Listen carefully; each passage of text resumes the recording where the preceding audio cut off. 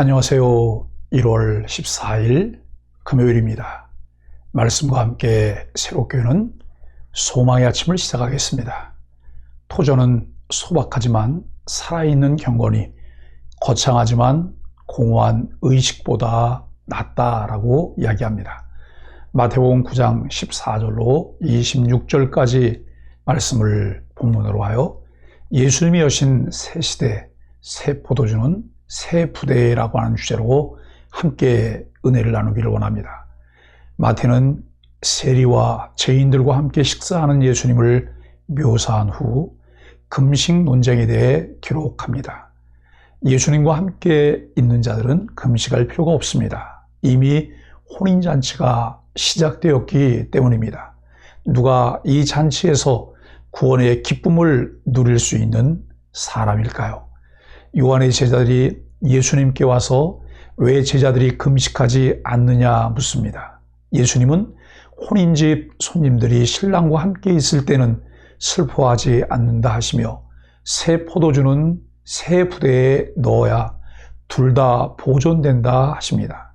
예수님이 12의 혈류증 앓는 여인을 고쳐주시고 한 관리의 죽은 딸도 살리십니다.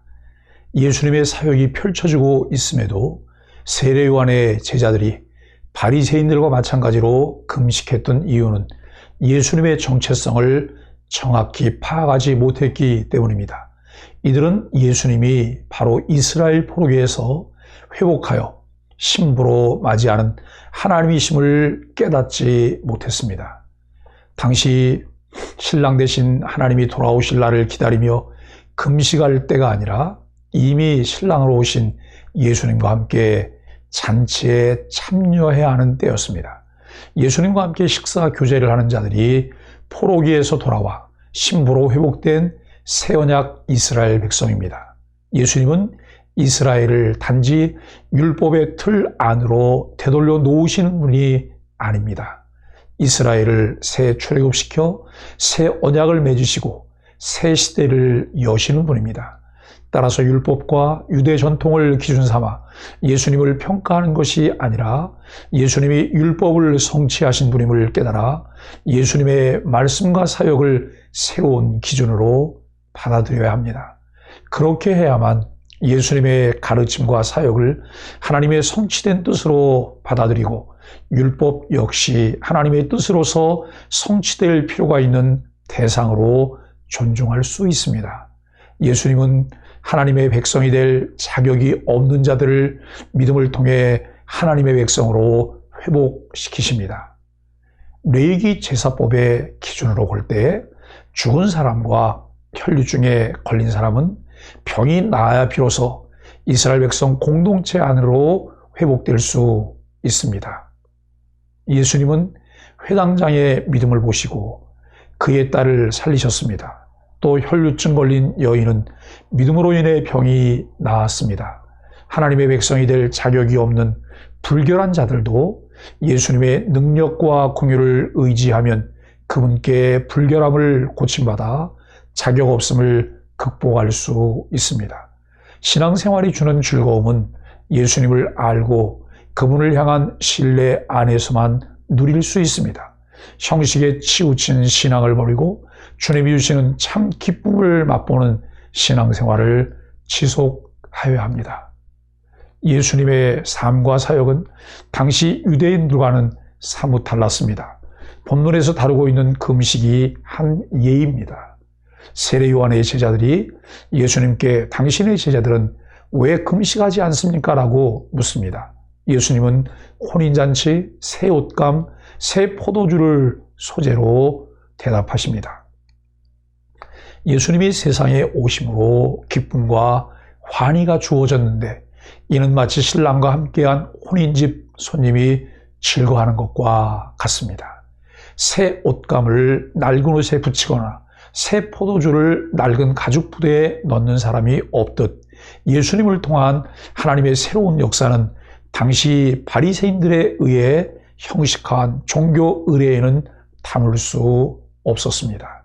그리스도인은 하나님의 새 역사를 맞이하기 위해 고정관념화되어 있고 고착화된 생각과 사고를 버려야만 디딤돌이 될 수 있습니다. 본문에서 금식, 낡은 옷, 낡은 가죽 부대는 무엇을 의미할까요? 하나님의 새 일을 경험하는데 방해되는 고정관념이 있다면 무엇인가요? 새로 담근 술은 발효가 활발합니다. 그래서 신축성이 떨어지는 낡은 가죽 부대에 새 술을 넣으면 터지고 맙니다. 거듭남 없이 옛사람의 모습을 고집하면 영원한 생명이신 예수님을 담을 수 없습니다. 율법의 형식이 아닌 복음의 자유 안에서 행할 때 주님은 우리 안에 역사하십니다. 주님이 우리에게 원하시는 것은 지금보다 조금 더 나아지는 정도가 아닙니다. 물이 변해 포도주가 되는 것 같이 완전한 변화, 곧 성령으로 거듭난 심령을 원하십니다. 둘 이상 겹쳐서 일어난 사건을 통해 우리는 하나님의 뜻을 더 분명히 알 수 있습니다. 한 관리가 예수님께 와서 방금 죽은 자기 딸의 몸에 손을 대어 살려달라고 요청합니다. 예수님과 제자들이 그의 집으로 향하던 도중 12해 동안 혈류증을 앓는 여인이 예수님의 겉옷을 만집니다. 혈류증으로 몸이 부정함에도 그 겉옷만 만져도 낫겠다라는 확신이 담대한 행동으로 이어졌습니다. 예수님은 그녀의 믿음대로 고쳐주었습니다. 관리의 집에 도착해 애고 가는 무리를 보시고 이 소녀는 죽은 것이 아니라 잔다 하시니 그들이 비웃었습니다. 여기 비웃다는 단회적인 것이 아니라 우리가 지속적으로 예수님을 조롱하고 있다고 하는 것을 알려줍니다. 그러나 예수님은 무리를 내보내신 후 소녀를 살리십니다. 두 사건은 불가능해 보이는 상황에서도 예수님을 믿은 것이 얼마나 중요한지 분명하게 보여줍니다. 혈류증을 앓는 여인과 딸의 죽음을 맞이한 관리에게 공통적으로 필요한 것은 무엇이었나요? 내게 지속적으로 인내하는 믿음이 필요한 일은 무엇인가요? 믿음은 아직 눈에 보이지 않는 것을 믿는 것입니다.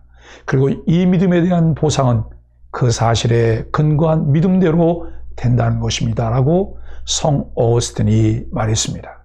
혈류증으로 고통받고 있는 여인과 회당장 야이로는 눈에 보이지 않는 것을 믿었습니다.